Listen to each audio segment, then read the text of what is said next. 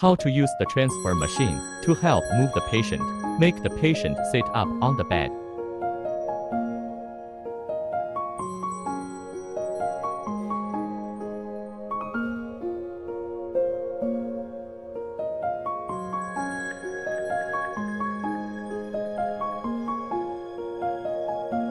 Push the transfer machine to the position of the bed and adjust the height of the transfer machine through the hydraulic rod to make it slightly higher than the bed.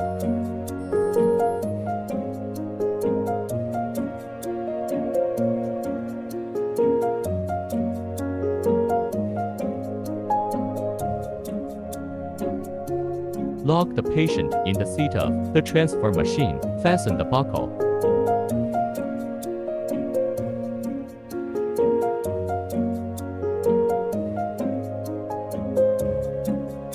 Adjust the height of the transfer machine until it can be moved.